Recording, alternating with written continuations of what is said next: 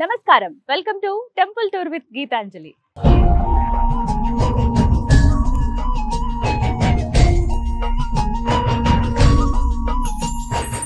త్రేతాయుగం నుంచి ఈ భద్రాచలానికి ఎంతో ప్రాముఖ్యత ఉందండి.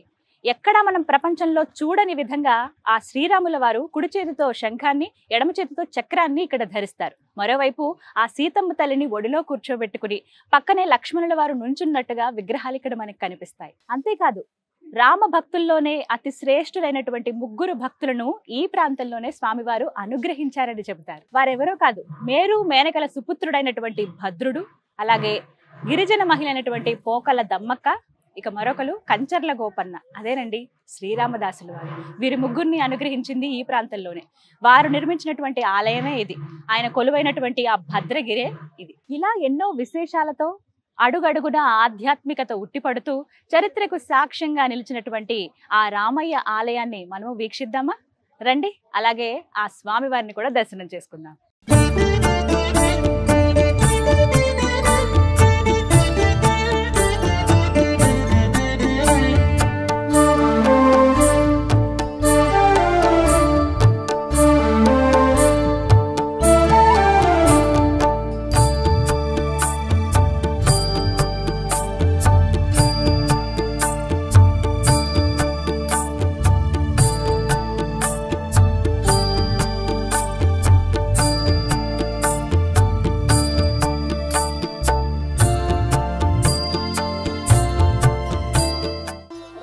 దర్శనానికి వెళ్ళాలంటే ఇదే ప్రధాన ద్వారం, ఇటు నుంచే వెళ్ళాలి లోపలికి. వెళ్దామా మరి?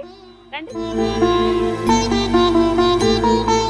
సుగ్రీవమిత్రం పరమం పవిత్రం సీతాకళత్రం నవమేఘ. ఆలయం లోపలికి మనం అడుగు పెట్టేశాము. కోలాహలంగా ఉంది భక్తులందరితోటి. లోపలికి అడుగు పెట్టగానే మనకి ముందుగా ఎడం పక్కగా గోకుల రామం అని చెప్పి మనకి గోశాల కనిపిస్తుందండి. వచ్చి అక్కడ గ్రాసం కూడా మనం తినిపించవచ్చు. వెళ్ళి ఒకసారి ఆవుల్ని కూడా చూద్దామా మరి? ఆవులు ఉన్నాయి, ఎద్దులు కూడా ఉన్నాయి ఇక్కడ. వెళ్దాం. అమ్మా ఎంత? Thank you. మన చేతులతో ఇక్కడ పశుగ్రాసం మనమే తినిపించవచ్చు అనమాట.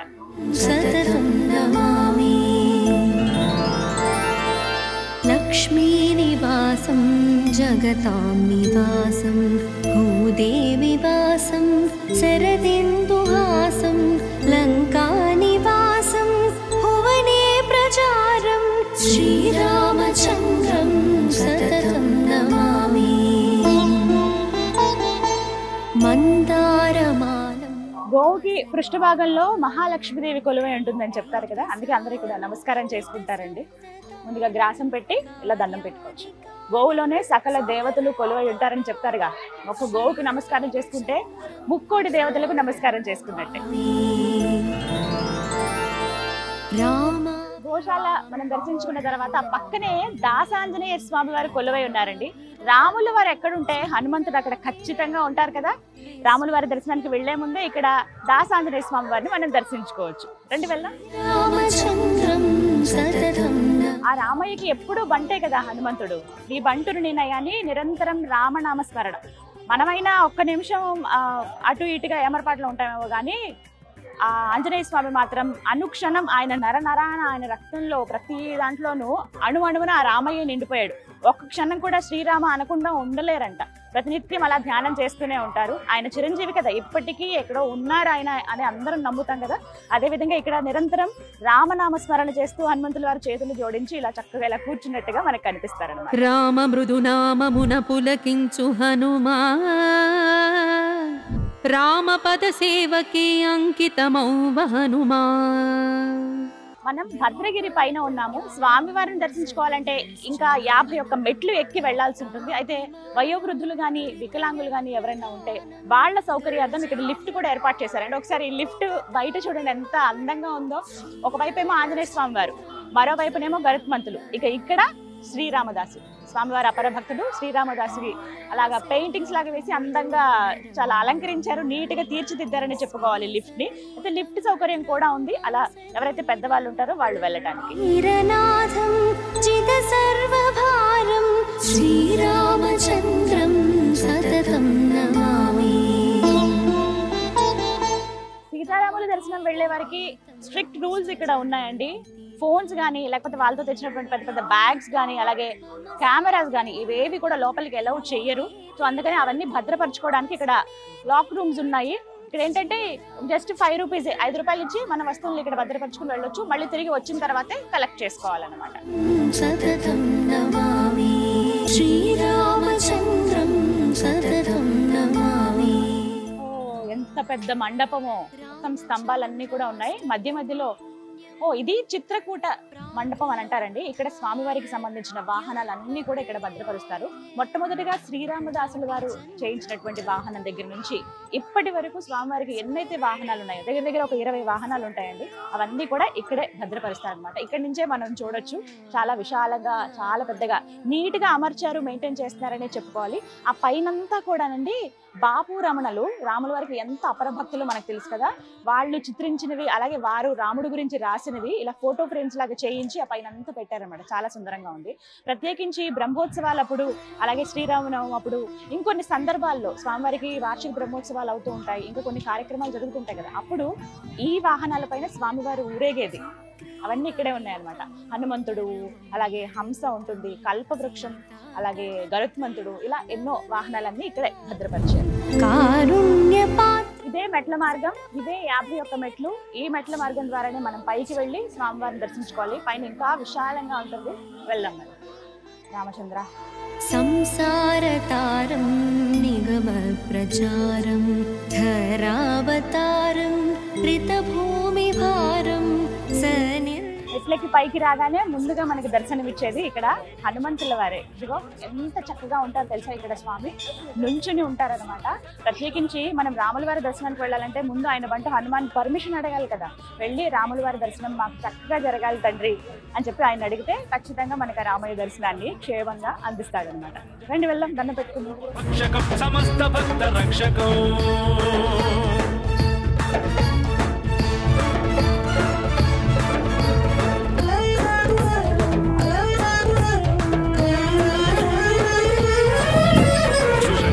సుఖండ భుక్తివాన్ యోగితం వచస్వమాశు ధైర్యమాశ్రయాత్ర ఓ భయం కదాపి ఇతి ప్లవంగనాథ భాషితం నిశంభవానరాధినాథ ఆపశం తథా స రామదూత ఆశ్రయః.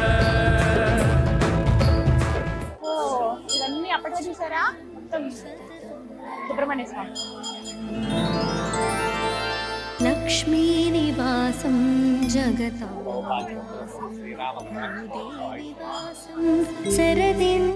ఇక ఆలయ ప్రాంగణంలో కంటే ప్రధాన ద్వారం ఇది. ఇక్కడికి అడుగు పెట్టేశాము. ఇదే భక్తులందరూ వెళ్ళడానికి ఇది క్యూ లైన్ అండి. తిరిగి వెళ్ళిపోయేది ఎగ్జిట్ లైన్ ఇది అనమాట. ఇలా ఈ మార్గం ద్వారా లోపలికి రావచ్చు. ఎందుకని మనకి ఇక్కడ రామనామంతోనే స్వాగతం పలుకుతారు లోపలికి. వసనేరసాలం పూర్ణైర్విశాలం రితసప్తతాళం కార్యాదికాలం. ఇదే స్వామివారి ధ్వజస్తంభం. ముందుగా మనం ధ్వజస్తంభం దగ్గర దండం పెట్టుకుంటాం కదా, అలాగే ఇక్కడ దండం పెట్టుకోవచ్చు. అయితే లోపల దాకా వెళ్ళడానికి లేదు, ఈ చుట్టూ ఇక్కడి నుంచి దండం పెట్టుకుని వెళ్ళొచ్చు అనమాట. అల్లంత దూరం నుంచి అంటే ఈ భద్రాచలం చుట్టుపక్కల మనం ఎక్కడ ఉన్నా సరే ఈ ధ్వజస్తంభం మనకి దర్శనం ఇస్తుంది. సుగుణాభిరామం విశ్వ ప్రమాణం క్రతుభోగకామం శ్రీరామచంద్ర. ఇదే లోపల దర్శనానికి వెళ్లే మార్గం అండి. ఈ క్యూ లైన్ల ద్వారానే వెళ్తారు భక్తులందరూ కూడాను.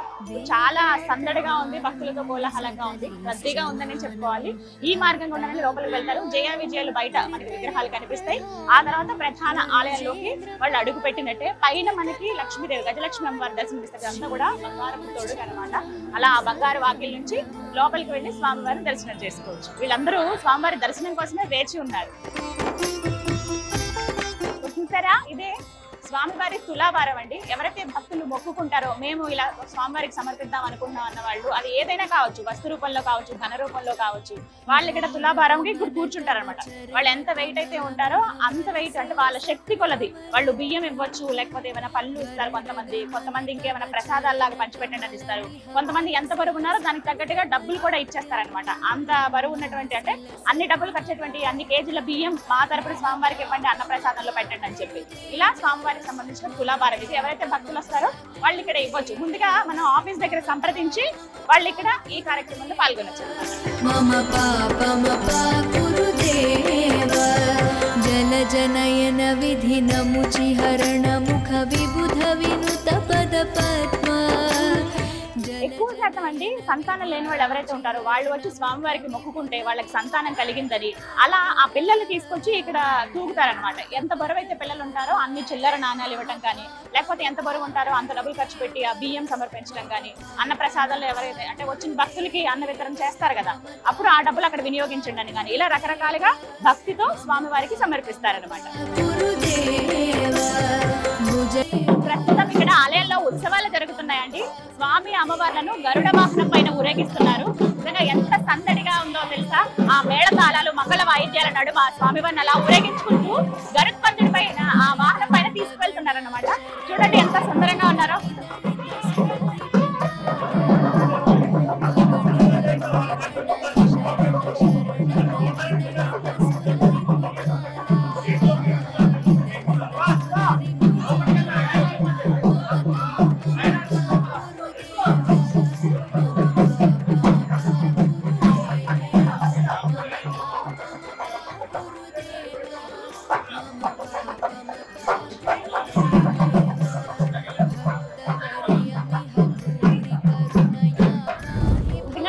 భద్రగిరి పైన మనం నుంచుంటే అడుగడుగున స్వామి మనకు కనిపిస్తూ ఉంటారు. ప్రత్యేకించి అద్భుతాలే, ఒక వైకుంఠంలో మనం ఉన్నామా అన్న భావన కలుగుతూ ఉంటుంది.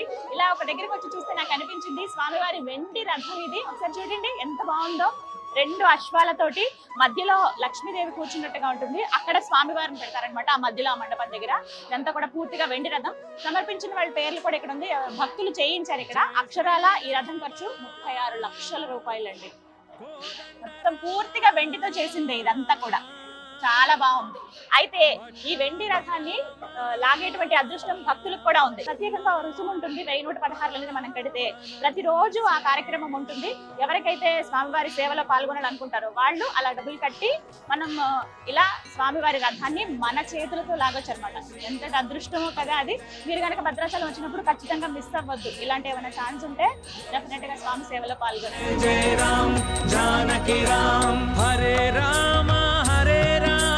ఆ సీతారాముల దర్శనానికి వచ్చే వాళ్ళు ఫ్రీ లైన్ కూడా ఉంటుంది. స్టార్టింగ్ మనం కింద నుంచి వచ్చినప్పుడు చూసారా అంటే మీకు చూపించాను ఒక లైన్. ఆ దర్శనం అంతా కూడా ఫ్రీ లైనే. మనకి కింద నుంచి క్యూ లైన్ ఉంటుంది. లేదా మేము ప్రత్యేకంగా స్వామివారికి అర్చన చేయించుకోవాలనుకుంటున్నాం అన్న వాళ్ళు 300 రూపీస్, అలాగే 500 రూపీస్ టికెట్స్ ఉంటాయి. లేదా మేము అభిషేకంలో పాల్గొంటాం అనుకునే వాళ్ళు 1500 రూపాయలతోటి అభిషేకంలో కూడా మనం పాల్గొనొచ్చు. వాళ్ళు వెళ్ళడానికి మార్గం ఇటువైపు అన్నమాట. ఇది ఇలా ఈ దారి గుండా వెళ్ళొచ్చు. ముందుగా మనం టికెట్ తీసుకుని వెళ్దాం. హరే రామ హరే రామ రామ రామ హరే హరే హరే రామ హరే రామ రామ రామ హరే హరే హరే రామ హరే రామ రామ రామ. ఇక్కడ ప్రత్యేకంగా కొన్ని ఆచారాలు కూడా ఉంటాయండి. ఎవరైతే నూతన దంపతులు ఉన్నారో వాళ్ళు ఖచ్చితంగా వివాహం జరిగిన వెంటనే స్వామివారి దర్శనానికి వస్తారు. ఇక్కడ స్వామివారి కళ్యాణంలో కూడా పాల్గొంటారనమాట. అలా కొత్తగా పెళ్ళైన జంట కూడా వచ్చారు చూడండి.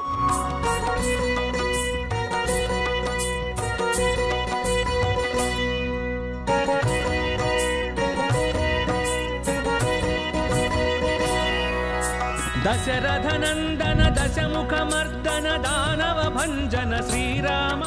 దర్శనం ఎంత చక్కగా జరిగిందో తెలుసా.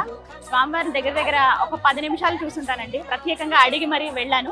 అయితే మూలమూర్తులను ఫోటో తీయడం కానీ వీడియో తీయడం కానీ నిషిద్ధం. అది నేను ఎప్పుడు గౌరవిస్తాను. ఆ మాటని మనం అందరం గౌరవించాలి. స్వయంగా వచ్చి చూస్తేనే మనం నిజంగా ఒక తన్మయత్వానికి లోనవుతాం. ఆ స్వామివారిని చూసినప్పుడు నిజంగా చాలా చాలా బాగుంది. నా మొహం చూస్తే మీకు అర్థమై ఉంటుంది ఎంత కళగా ముందుకి ఆ తర్వాతకి. నిజంగా ఆయన ఎంత ప్రశాంతంగా అమ్మవారిని ఒళ్ళో కూర్చోబెట్టుకుని ఉన్నారు. పక్కన లక్ష్మణ స్వామి వారు దగదగా మెరిసిపోతున్నారు. ఆభరణాలు కొన్ని ఉన్నాయి స్వామివారికి వేశారు. అలాగే పూలతో అలంకరించారు అందంగా. చాలా బాగుంది. చూపి విడమర్చి చెప్తున్నారనమాట. ఇవి ఉత్సవమూర్తులు, ఇవి మూలమూర్తులు, దర్శించుకోండి స్వామిని అని చెప్పి ఒక 10 నిమిషాల పాటు ప్రశాంతంగా నాకు వచ్చిన 4 కీర్తనలు పాడుకుని ఆ స్వామివారిని తలుచుకుని ప్రశాంతంగా చూడగలిగాను. ఖచ్చితంగా మీ జీవితంలో ఒక్కసారైనా రండి, వచ్చి ఆ స్వామివారిని దర్శించుకోండి. ఇక్కడి నుంచి ఆలయం ఎంత సుందరంగా కనపడుతుందో చూడండి. గర్భాలయం ఆ స్ట్రక్చర్ కానీ ఎంత అద్భుతంగా ఉందో, చాలా నీట్ గా చెక్కినట్టుగా కనబడుతుంది. ఎక్కడ రంగులు అవి ఏం వేయలేదు, అలాగే అంటే ఆ కాలం నాటిదని తెలియడానికి అలా ఎలా అయితే నిర్మించారో అలా వదిలేశారు. సుందరంగా ఉంది. ఇక్కడి నుంచి పూర్తిగా మనకి ఆ గర్భాలయం అంతా కూడా కనపడుతుంది. ఆ లోపలే స్వామివారి కొలువై ఉన్నది. ఆ భద్రాద్రి రాముడిని చూస్తే నిజంగా మనసంతా నిండిపోతుందండి. మళ్ళీ మళ్ళీ చూడాలని ఉంది నాకు, కానీ అందరికి అవకాశం ఇవ్వాలి భక్తులకి. మళ్ళీ ఆ రామయ్య పిలిస్తే ఖచ్చితంగా వెళ్తాను. దర్శనం చేసుకుని అలా బయటికి రాగానే మనకి ఇక్కడ వైకుంఠ రాముడి దర్శనం మరొక్కసారి జరుగుతుందండి. ఒక్కసారి ఇలా చూడండి, గోపురం పైన బంగారం తొడుగు వేశారు అక్కడ స్వామికి. లోపల మూర్తి ఏ విధంగానైతే కొలువై ఉంటారో అచ్చు అదే విధంగానండి. లక్ష్మణ స్వామి వారు అలా నుంచున్నట్టుగా, ఒడిలో ఆ సీతమ్మను పెట్టుకుని రాముల వారు అలా కూర్చున్నట్టుగా ప్రశాంతంగా కనిపిస్తారు. కింద అంటే ఎవరి కోరిక మేరకు వైకుంఠం నుంచి శ్రీరాముల వారి కదలి వచ్చారు అంటే ఆ విష్ణుమూర్తి మళ్ళీ వైకుంఠ రాముడిగా కొలువై ఉన్నారో ఆ భద్రుడు మనకు అక్కడ కొండల్లో ఆయన ఉన్నట్టుగా కనిపిస్తుంది. పూర్తిగా ఒక్కసారి చూడండి, ఇక్కడి నుంచి చూస్తే నిజంగా ఆ రామయ్య దర్శనం అయినట్టేనండి. దర్శనం చేసుకుని వచ్చి ఇక్కడ ఒక్కసారి ఆ గోపురానికి దండం పెట్టుకుంటే, అక్కడ కనిపించేటువంటి ఆ వైకుంఠ రాముడికి దండం పెట్టుకుంటే చాలు, నిజంగా వైకుంఠంలో ఆ స్వామిని చూసినటువంటి అత్యంతమైన అద్భుతానికి, ఆ అమిత ఆశ్చర్యానికి మనం లోనవుతాము. అంతటి అదృష్టం అని కూడా చెప్తూ ఉంటారు. దండం పెట్టుకోండి మీరు కూడా. రామచంద్ర వైకుంఠ లక్ష్మణ భ్రాత లక్షణ చరిత మోక్ష ప్రదాయక శ్రీ సీతారామచంద్రుల వారి ఆలయానికి అత్యంత ఆకర్షణీయం, ప్రత్యేకం గోపురం పైన ఉన్నటువంటి ఆ సుదర్శన చక్రమేనండి. ప్రతి ఆలయంలో మనం ఇలా చక్రాన్ని చూడము, కేవలం ఇక్కడ భద్రాద్రి రామయ్య ఆలయంలో గోపురం పైన ఉన్నటువంటి ఆ సుదర్శన చక్రాన్ని చూడండి. స్వయంగా ఆ స్వామి వారే ప్రసాదించినటువంటి సుదర్శన చక్రం ఇది. దీనికి సంబంధించి కథనం చెప్తారు. శ్రీరామదాసుల వారు ఆలయం నిర్మించేటప్పుడు మొత్తం ఆలయం అంతా పూర్తయిపోతుంది, ఇక గోపురం ఒకటి నిర్మించాలి అని చెప్పి ఆ చివరి భాగం ఏదైతే ఉంటుందో అది కూడా నిర్మిద్దామని చెప్పి మొత్తం అంతా ఏర్పాట్లు చేసిన తర్వాత ఎన్నిసార్లు నిర్మాణం చేసినా కూడా అది పడిపోతూనే ఉండేదట. అస్సలు కుదిరేది కాదు. ఆయన చాలా బాధపడేవాళ్ళు. ఏంటి రామచంద్ర, ఇంత కష్టపడి ఇంత కడుతున్నాం, అన్ని సమకూరే గానీ ఇలా గోపురం ఎందుకు సరిగా కుదరట్లేదు అనుకుంటే ఒకసారి ఆయనకి ఆకాశవాణి నుంచి ఒక వినపడుతుంది అనమాట, ఒక మాట, నువ్వు ఎంత ప్రయత్నించినా అది కుదరదు, నా నుంచి నీకు ఒక శిఖరం పైన ఏం పెట్టాలి అనేది నేనే అనుగ్రహిస్తానని చెప్తారు.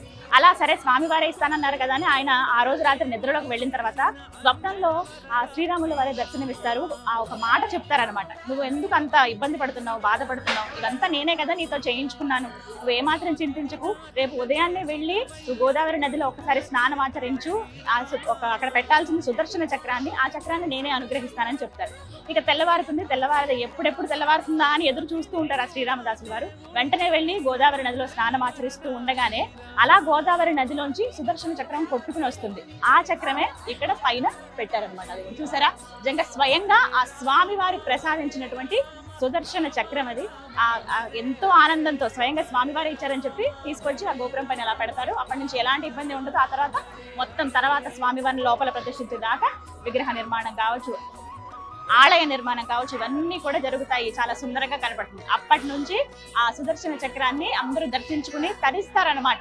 ఎంత మనం లోపల దర్శనం చేసుకుని అంతా వచ్చినా కూడా గోపురం పైన ఉన్నటువంటి ఆ సుదర్శన చక్రాన్ని చూస్తే ఇక మనసంతా నిండిపోతుందండి. స్వయంగా ఆ విష్ణుమూర్తి అంటే ఆ రాముల వారే అందించారు కదా. రమ్యమైనది రామనామము వీళ్ళంతా కూడా దర్శనం కంప్లీట్ చేసుకుని బయటికి వచ్చిన వాళ్ళు అనమాట. ఇక్కడ స్వామివారి తీర్థ ప్రసాదం అందిస్తూ ఉన్నారు. ఇక్కడ నుంచి అలా ముందుకు వెళ్తే ఇక్కడ భద్ర మహర్షి వారి సన్నిధి కూడా ఉంటుంది. అక్కడికి వెళ్ళి చూడొచ్చు. అంటే ఎవరైతే భద్రుడు ఆయన కోరిక మేరకే కదా రామావతారం పూర్తయిన తర్వాత కూడా ఆయన వైకుంఠంలో ఉండి ఆ భక్తుడి కోసం అన్ని విడిచిపెట్టి వైకుంఠ రాముడిగా ఈ భద్రగిరిపై వచ్చి కొలువున్నాడు ఆ భద్రాద్రి రాముడు. ఇగో ఆయనకి సంబంధించినటువంటి విగ్రహం కూడా అంటే కొండ రూపంలో మనం ఇక్కడ చూడొచ్చు అనమాట. మరి ఆలయం కూడా ఇక్కడే ఉంది.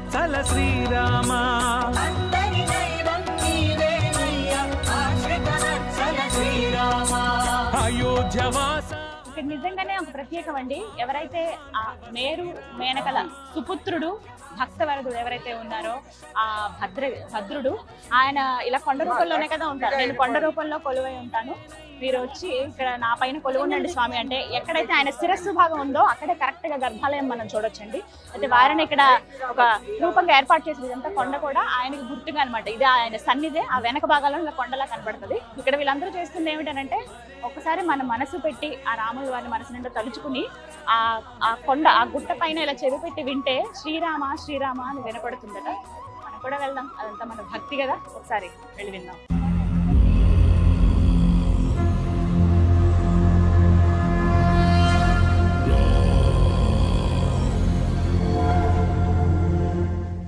ఎంతటి అదృష్టవంతులో కదా ఆ భద్రుడు. ఆయన కోసమే వైకుంఠం నుంచి ఆయన ఎవరికి చెప్పకుండా సిరికిని చెప్పడు, చేదోయి సంధింపడు, అంటే ఏవి శంకు చక్రాలు వదిలేస్తాడు, ఆదిశేషుకి చెప్పడు, అంటే సీతమ్మ వారికి కూడా చెప్పకుండా భక్తుడి కోసం పరిగెత్తుకుని ఆ వైకుంఠం నుంచి వచ్చేస్తాడు ఆ వైకుంఠ రాముడు. అలాగే వచ్చి ఇక్కడ వైకుంఠ రాముడిగా కొలువై ఉన్నాడు అనమాట.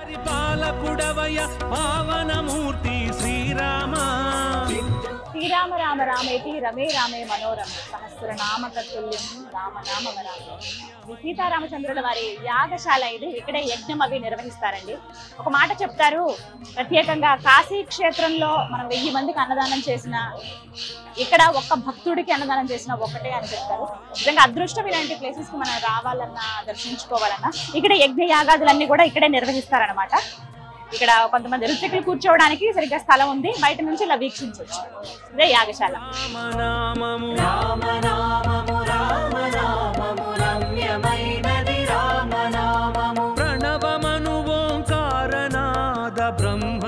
ఆ సీతారామచంద్రుల వారికి ఎప్పుడు నిత్య కళ్యాణం పచ్చ తోరణమేనండి. స్వామివారికి నిత్యం కళ్యాణం జరుగుతుంది. అందులో భాగంగా కళ్యాణం జరిగేటువంటి స్థలం ఇక్కడే, ఇదే మండపంలో స్వామివారికి కళ్యాణం చేస్తారన్నమాట.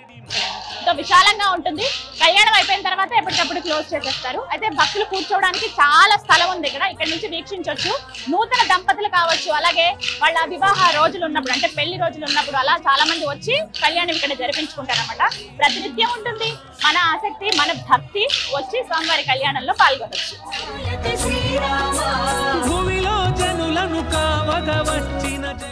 నిజంగా ఎంత ప్రశాంతంగా ఉందండి, మనసంతా నిండిపోయింది. నిజంగా వైకుంఠంలో అడుగు పెట్టానని నన్న భావన ఉంది నాకైతే. స్వామివారు ఎంత నిండుగా చక్కగా కనిపిస్తున్నారో. ఇక్కడికి వచ్చిన ప్రతి భక్తుల్లోనూ ఎప్పుడెప్పుడు స్వామిని చూద్దామా అని వెళ్తున్న భక్తులు ఒకవైపు, దర్శనం చేసుకుని వచ్చిన తర్వాత అమితానందంతో కనబడుతున్న భక్తులు మరోవైపు. నిజంగా ఇదొక ప్రత్యేకమైన లోకం భద్రాద్రి రామయ్య. ఎప్పుడో అనుకున్నాను రావాలని, కానీ ఇలా వచ్చి దర్శనం ఎంత బాగా జరుగుతుందని మాత్రం నేను అనుకోలేదు. చాలా సంతోషం అనిపించింది. సాధారణంగా నాకు మా అమ్మగారు చెప్పేవాళ్ళు, ఎక్కడైతే కీర్తనలు ఉంటాయో, ఎక్కడైతే భజనలు చేస్తారో, ఎక్కడైతే రామ సంకీర్తనలు స్మరణలు జరుగుతాయో అక్కడ శ్రీ మహావిష్ణువు కొలువై ఉంటాడు అని చెప్పారు మా అమ్మగారు. అలా నాకు ఎన్నో కీర్తనలు మా అమ్మగారు కూడా నేర్పించారండి. మా అమ్మగారు రాముడికి అపర భక్తురాలు అనమాట. ఏమన్నా ఉన్న రాముడిలా అని రామాయణం గురించి అవన్నీ నేను తెలుసుకున్నానంటే ఆవిడ నుంచి. మన పెద్దవాళ్లే కదా నేర్పిస్తారు. ఇక్కడికి వస్తే పూర్తిగా ఇంకా మనకి తెలుస్తుంది రామ భక్తులు ఏ విధంగా ఉన్నారు, రామ భక్తుడు ఏ విధంగా ఈ ఆలయాన్ని అంతా నిర్మించారు అని చెప్పి చాలా అద్భుతంగా ప్రతి ఒక్కటి మనం తెలుసుకోవచ్చు. అలా ఎన్నో కీర్తనలు నా మనసుకి నచ్చినవి కూడా ఉన్నాయి. అలా మా అమ్మగారు ఆ కీర్తనలు పాడుతుంటే నేను కూడా వినేదాన్ని. అందులో నాకు నచ్చింది ఎప్పుడూ నేను స్మరించుకునేది ఆ రాముడి గురించి. శ్రీరామాయ రామభద్రాయ రామచంద్రాయ వేదసే రఘునాథాయ నాథాయ సీతాయ పతయ నమః. జయ శ్రీరామ్. ఎంత చక్కగా ఉంటాయో ఆయన గురించి పాడినప్పుడు కానీ ఎవరైనా చెప్తుంటే విన్నా కూడా ఆ యుగ పురుషుడు, ఆ మర్యాద పురుషుడు నిజంగా ఎంతో ఉత్తమమైన, అంటే మనిషి రూపంలో వచ్చి ఆ దేవుడు, ఆ వైకుంఠనాథుడు ఇలా మానవాళికి ఎలా బతకాలి అని నేర్పించారు. రామాయణం ద్వారా మనం ఎన్నో విషయాలు కూడా నేర్చుకోవచ్చండి. అందులో వారు వనవాసం చేసే సమయంలో ఇదే భద్రాద్రిలో ఇక్కడే ఆయన గడిపారు అనడానికి కొన్ని గుర్తులు కూడా ఉన్నాయి. అలాగే ఒక భక్తుడి కోసం ఆయన వచ్చి ఇక్కడ కొలువై ఉన్నారు అనడానికి పెద్ద గుర్తు, నిదర్శనం ఈ ఆలయం. సుగ్రీవమిత్రం పరమం పవిత్రం. భద్రాద్రి రామయ్య గర్భాలయం ఎంత సుందరంగా ఉంటుందో తెలుసా అండి. అణువణువున ఆధ్యాత్మికత ఉట్టిపడుతూ ఉంటుంది. సింపుల్ గా మనకి కనిపిస్తుంది కానీ చాలా సుందరంగా ఉంటుంది. ఎక్కడ రంగులు అవి వేసి ఉండదు. ఆ సిమెంట్ కలర్ లో, నా గ్రే కలర్ లోనే ఉంటుంది ఆలయం. కానీ చాలా బాగుంటుంది. ఆ సుదర్శన చక్రం చూడొచ్చు, భద్రాద్రి రాముడి రూపం అక్కడ చూడొచ్చు. అలాగే ఆలయం అంతా కూడా, అంటే మొత్తం ఈ గర్భాలయం అంతా కూడా ఒక రథం లాగా ఉంటుంది. గుర్రాలు ఇలా లాగుతున్నట్టుగా అనిపిస్తుంది అనమాట. మొత్తం ఒక రథం మాదిరిగా ఉంటుంది. ఇక్కడ పెద్ద చక్రం చూసారా, ఇలా అటువైపు కూడా చక్రాలు ఉంటాయి. మొత్తం 4 వైపులో 4 చక్రాలు ఉంటాయి. ఇలా గుర్రం మీద ఒక మనిషి ఇలా ముందుకు తీసుకువెళ్తున్నట్టుగా ఉంటుంది. ఆ రామయ్య నిజంగా ఎంత అందంగా ఈ ఆలయాన్ని తీర్చిదిద్దుకున్నాడు. ఆయన భక్తుడితో కదా, ముందుగా దమ్మక్క ఆయన విగ్రహం ఇక్కడ ఉంది అని చెప్పి ఆమెకి కలలో స్వామి కనిపించి చెప్పడం, ఒక మాట కూడా ఇస్తారు, నీకు ఇంకొక భక్తుడు తోడవుతాడు, ఆయనతో పాటు నువ్వు నాకు ఆలయం నిర్మిస్తావని చెప్పి చెప్పడం. అలా నిర్మాణమైనటువంటి ఆలయమే ఈ భద్రాద్రి ఆలయం. మందారమాలం వసనేరసాలం. శ్రీరామ ఈ పేరే ఒక తారక మంత్రం అండి. మనసులో అనుకున్న బయటికి మనం అన్నా లేకపోతే భజనల్లో కీర్తనల్లో మనం స్మరించిన ఎవరికైనా రామ అనమని చెప్పినా అది ఎంతో పుణ్యం అండి. అలాంటిది కొంతమంది రామకోటి అని రాస్తూ ఉంటారు. ఆ పుస్తకాలు కూడా మనకి ఇక్కడ ఆలయం దగ్గరలోనే ఉంటాయి. అయితే అవన్నీ రాసిన తర్వాత వాటిని ఏం చేయాలంటే భద్రాద్రి ఆలయంలో వాటిని సమర్పించేయాలని చెప్తారు కదా. అలా ఎక్కడ సమర్పించాలంటే ఇదిగోండి ఇక్కడ చూస్తున్నారు కదా, ఇక్కడే ఆ మండపం ఇది. ఇదే ఆ మండపం, మొత్తం రామకోటి పుస్తకాలే కనిపిస్తాయి మనకి ఇక్కడ. మనం ఒక దీక్షగా తీసుకుని కొంతమంది, లేకపోతే ప్రతినిత్యం ఇన్ని రామనామాలు అని చెప్పి కొంతమంది రాస్తూ ఉంటారు. అలా ఆ పుస్తకం తీసుకువెళ్ళి ఆ రామనామాలు రాసి తర్వాత మళ్ళీ ఇక్కడ భద్రాచలంలోనే ఇక్కడ స్వామివారి సన్నిధిలోనే ఇక్కడ ఈ మండపం దగ్గర అవి ఇచ్చేస్తారు అన్నమాట. అక్కడ సమర్పించేస్తారంటే ఆ రాముని తలుచుకుంటూ మనం రాసినటువంటి ఆ రామకోటని మళ్ళీ ఆ రామయ్య చెంతకే ఇచ్చేసినట్టు అనమాట.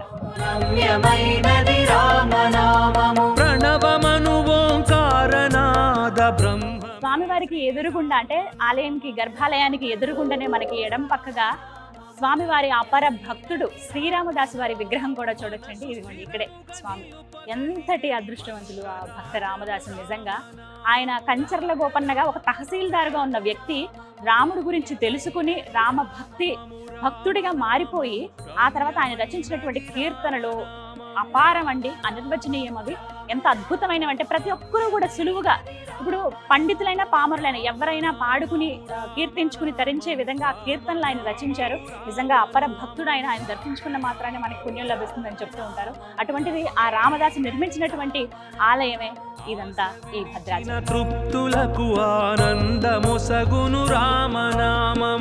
ఇక్కడ స్వామి అమ్మవార్ల శేష వస్త్రాలని ఇక్కడ అమ్ముతూ ఉంటారండి. కావాలంటే మనం తీసుకోవచ్చు. ఎవరైతే భక్తులు ప్రేమతో భక్తితో స్వామివారికి సమర్పిస్తారు కదా, స్వామివారికి పంచ కానీ అమ్మవారికి చీర కానీ అలాగే లక్ష్మణ స్వామివారికి పంచ, ఇవి ఇచ్చినవన్నీ కూడా ఇక్కడ విక్రయిస్తారు. మనం ఏదైనా పూజలు జరిగినప్పుడు ఏమైనా శుభకార్యాలప్పుడు ఈ వస్త్రాలు కట్టుకుని మనం ఆ పూజలో పాల్గొనొచ్చు. అంటే అంతటి పవిత్రమైనవి, స్వయంగా స్వామి అమ్మవార్లకి ధరింపజేసినవి ఇస్తారు.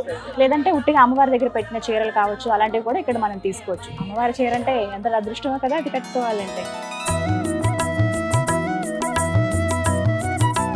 స్వామివారికి దీపారాధన చేయొచ్చు. అయితే ఆలయం బయటనే, మనకి లోపల ఎక్కడ కూడా మనకు అవకాశం ఉండదు కాబట్టి ఇక్కడ స్వామికి నేతి దీపాన్ని సమర్పించి వెళ్ళొచ్చు అనమాట లోపలికి. కొంతమంది దర్శనం అయిపోయిన తర్వాత వచ్చి దీపాన్ని వెలిగిస్తారు. ముందుగా కూడా దీపాన్ని వెలిగించి మనం లోపలికి వెళ్ళొచ్చు. ఇక్కడ 1,00,000 ఒత్తులు, 1,00,000 ఒత్తులు, అలాగే 1116 ఇలా ఈ ఒత్తుల సంఖ్యను పెట్టి ఇలా దీపంలో పెట్టి మనకి ఇస్తారనమాట. నేను కూడా దీపం వెలిగిస్తాను.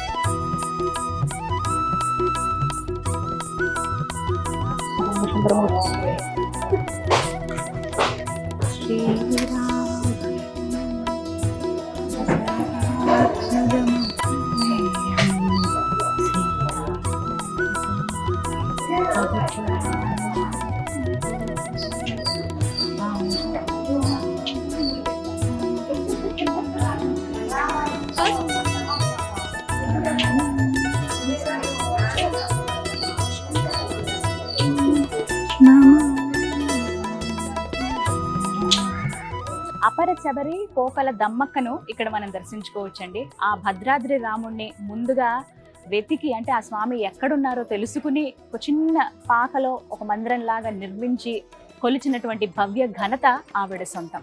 ఆవిడని ఇక్కడ విగ్రహ రూపంలో పెట్టారు. ఎలా అయితే ఆమె కొలిచిందో ఒక తాటాకు పాకలో స్వామివారిని ఇలా పెట్టి, అంటే సీతమ్మ వారు స్వామివారు అలా ఉన్నట్టుగా, పక్కన లక్ష్మణ స్వామివారు ఉన్నట్టుగా, అంటే ఒకే శిలపైన వాళ్ళు అలా లభించారు. అలా వారిని తీసుకొచ్చి ఎలా అయితే దొరికారో అలా తీసుకొచ్చి ఒక చెట్టు కింద పెట్టి ఒక పాకలాగా నిర్మించి, వాళ్ళకి అప్పట్లో ఆమెకి ఏమి తెలిసేది కాదు కదా, ఒక ఆకులో అంటే స్వామివారికి నైవేద్యం కూడా పెట్టాలి కదా మరి ఆహారం అని చెప్పి తాటి పండ్లు తీసుకొచ్చి పెట్టేవారంట. దానికి గుర్తుగా ఇక్కడ చూడండి తాటి పండ్లు. ఆవిడ ఎంత వృద్ధురాలంటే ఇంకా నడవలేని స్థితి ఆవిడది. కొంచెం ఆ ఏజ్లో ఆమెకి స్వామివారు అలా కనపడడం, కళలో కనిపించడం నిజంగా అద్భుతమే.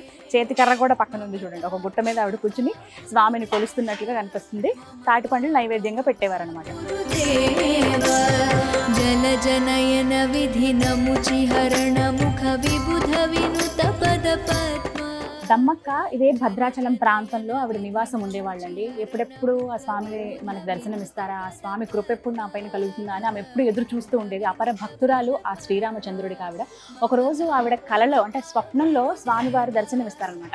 దమ్మక్క ఇదే ప్రాంతంలో, నువ్వు ఉంటున్నటువంటి ఈ ప్రాంతం దగ్గరలోనే ఆ గుట్టల్లో ఆ అడవిలో నేను ఉన్నాను, నన్ను ఒకసారి కనిపెట్టి ఎక్కడున్నానో బయటికి తీసి నాకు ఇలా ఆలయం నిర్మించు, అయితే నీకు సహాయం చేయడానికి నాకు ఇంకొక భక్తుడు కూడా వస్తాడు, ఆయన సహాయంతో ఒక మందిరాన్ని మీరు నిర్మించి భక్తులకు నా దర్శనం ఇప్పించండి అని చెప్తారట. ఆమెకి ఇంకా రాత్రి నిద్ర కూడా సరిగ్గా పట్టదు, ఎప్పుడెప్పుడు తెల్లవారుతుందా అని చెప్పి. కొంచెం ఇంకా చీకటి కొద్దిగా మసకపోయి తెల్లవారుతుండగానే ఆమె ఎక్కడుందా స్వామి విగ్రహం అని చాలా వెతుకుతుంది. ఎంత వెతికినా కూడా కనిపించదు. ఇక్కడే ఉన్నానన్నావయ్యా నువ్వు, ఎక్కడున్నావు అంత వెతుకుతుంటే ఒక చీమల పుట్టలో అప్పుడు ఆమెకి కొంచెం ఇలా వంగి లోపల పుట్ట లోపలికి చూస్తే విగ్రహాలు కనిపిస్తాయి. ఎలా బయటికి తీయాలో తెలియదు. అప్పుడు గోదావరిలోంచి నీళ్ళని తీసుకొచ్చి కుండలతో అంటే ఆ వయసులో కూడా ఆవిడ ఏమాత్రం విసుక్కోకుండా, అంటే స్వామి నాకు కనిపించడన్న ఆయనే ఆజ్ఞించాడన్న ఇదితో వెళ్ళి కుండలతో నీళ్లు తీసుకొస్తుంది. దగ్గర చాలా వరకు 10-15 కుండలు నీళ్ళు అలా తీసుకొచ్చిన తర్వాత అలా పోస్తే మొత్తం ఆ మట్టంతా నానిపోయి విగ్రహాలన్నీ కూడా బయటకు వస్తాయి. అలా వచ్చిన ఆ విగ్రహాలను తీసుకుని ఎక్కడ పెట్టాలి, అక్కడే ఉంచితే కుదరదు కదా, మొత్తం అంతా అడవి కదా. అలా ఆ విగ్రహాలను పట్టుకుని మోసుకుంటూ బయటకు తీసుకొచ్చి ఒక చదునుగా ఉన్నటువంటి ఒక గుట్ట పైన పెట్టి దానిపైన ఇలా పాకలాగా ఏర్పాటు చేసి, ఇప్పుడు ఏదైతే నమూనా మనం చూస్తున్నామో ఇదేనండి, అలా పాకలాగా పెట్టి తాటి పండ్లు తీసుకొచ్చి స్వామివారికి నైవేద్యం పెట్టి ప్రతినిత్యం ఇలా పూజ చేసేదట. ఆ తర్వాత శ్రీరామదాసు రావటము, ఆ పూజ అంటే మిగతా అన్ని తెలుసుకోవటం, నా రామయ్య ఎక్కడే అని ఆమె ఎంత ఆతురతగా చెప్తుందో.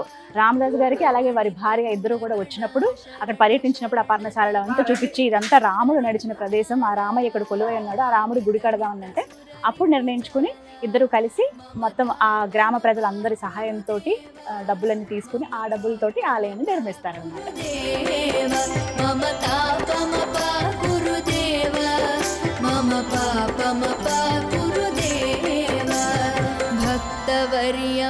ప్రతి సంవత్సరం శ్రీరామనవమి రోజున సీతారాముల కళ్యాణం ఎంత వైభవంగా జరుగుతుందో మనందరికీ తెలిసిందే కదా. ఆ కళ్యాణం జరిగేది ఇక్కడే. ఇదే మిథిలా స్టేడియం అంటారు ఈ ప్రాంతాన్ని. లక్షల మంది చూస్తుండగా ఇక్కడ స్వామివారికి కళ్యాణం జరుగుతుంది. ఇంకా కోట్ల మంది టీవీల ద్వారా మనం అలాగే ఫోన్స్లో మనం వీక్షిస్తూ ఉంటాం అనమాట. ఇక్కడికి వచ్చి ఆ కళ్యాణంలో పాల్గొనటం, అక్కడ నుంచి చూడడం అనేది చాలా గొప్ప అదృష్టం. సంవత్సరానికి ఒక్కసారి జరిగేటువంటి ఆ కార్యక్రమంలో పాల్గొనాలని ఎంతోమంది పరితపిస్తూ ఉంటారు. చాలా కొద్ది మందికి మాత్రమే అదృష్టం దొరుకుతుంది. నేనైతే ఎప్పుడు చూడలేదు. ఎప్పుడైనా ఒక్కసారి ఆ కళ్యాణం చూసే భాగ్యం దక్కాలని ఆ రామచంద్రుల వారికి మనం విన్నవించుకుందాం. భక్తవర్యమిహ భూరి కరుణయా పాహి భారతీ తీర్థం. భక్తవర్యమిహ భూరి కరుణయా పాహి భారతీ తీర్థం. పాహి భారతీ తీర్థం. మమ తాపమపా గురుదేవ మమ పాపమపా గురుదేవ. నిజంగా ఎంతటి అదృష్టమో. స్వామివారి ప్రసాదం తీసుకున్నాను అంటే అందరూ తీసుకున్నట్టుగా వెళ్ళి ఆ లడ్డు కౌంటర్ దగ్గర నుంచుని ప్రసాదం తీసుకోవడం కాదండి. ఇప్పుడే స్వామివారికి నివేదించినటువంటి మధ్యాహ్న సమయం అయింది. మీకు దాదాపుగా చూస్తే అర్థమై ఉంటుంది, అందరూ కూడా వెళ్ళిపోతూ ఉన్నారు. సమయం అంటే ఆలయం వేళలు కూడా ఉదయం 5 గంటల నుంచి మధ్యాహ్నం 1 గంట వరకు, మళ్ళీ 4 గంటలకి ఆలయం తెరుస్తారు. 4 గంటల నుంచి రాత్రి 8 వరకు తెరిచి ఉంటుంది. అయితే ఈ మధ్యాహ్న సమయం ఏదైతే స్వామివారికి ప్రసాదం అంటే ఆ నైవేద్యాన్ని నివేదన చేస్తారో అదే నైవేద్యం ప్రసాదంగా నాకు అందించారు. కదంబం ఇవాళ స్వామివారికి నివేదించారనమాట. ఆ ప్రసాదం వేడివేడిగా ఉంది. ఇంకా అయ్యగారు వచ్చి ఇవ్వగానే చాలా సంతోషం అనిపించింది. చాలా ప్రత్యేకమమ్మ, స్వామివారికి ఇప్పుడే నివేదించినటువంటి ప్రసాదం ఇది, కదంబం అని చేతికిచ్చారు. అదృష్టం నిజంగా. ఇక మనందరికీ ఎంతో ఇష్టమైన స్వామివారి ప్రసాదం అందించేది ఇక్కడేనండి. ఇవే ఆ కౌంటర్స్. మనం ఆలయం లోపల నుంచి కూడా ఇలా రావచ్చు, లేదంటే మొత్తం ఆలయానికి వెనక భాగంలో ఉంటుంది. ఈ మాఢ వీధుల్లోనే ఇలా నడుచుకుంటూ వచ్చి ఇక్కడ తీసుకోవచ్చు అనమాట. ఇక్కడ మనకి ప్రత్యేకంగా స్వామివారిది కళ్యాణం లడ్డు ఇక్కడ మనం కొనుక్కోవచ్చు. అలాగే మామూలుగా స్వామివారి ప్రసాదం లడ్డు, చక్కెర పొంగలి, పులిహోర ఇవన్నీ ఇక్కడే దొరుకుతాయి.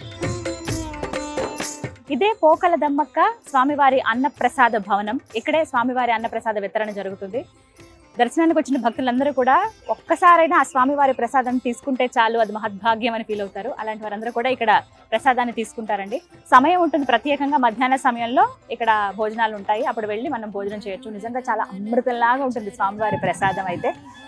ఎవరైతే ఇలా వచ్చి దర్శనానికి స్వామివారి దర్శనం చేసుకుని అన్ని విశేషాలు చూసి ఇక్కడ చుట్టూ షాపింగ్ అవి చేసుకుని చివరిగా స్వామివారి ప్రసాదం తీసుకోవడంతో ఆ రాముల వారి దర్శనం కంప్లీట్ అయినట్టే. నా దర్శనం కూడా దాదాపుగా పూర్తయిపోయింది. నేను కూడా అన్నప్రసాదానికి స్వీకరించడానికి వెళ్తాను. ఎవరైతే భద్రాచలం వస్తారో ఖచ్చితంగా ఇవన్నీ కూడా దగ్గరుండి, అంటే మీరు కొంత సమయం అంటూ పెట్టుకుని మొత్తం వీక్షించండి, అణువునా చూడండి. ఆ భద్రాద్రి రాముడి విశిష్టత అనేది ఎంతో అద్భుతంగా ఉంటుంది, కన్నుల పండుగగా ఉంటుంది.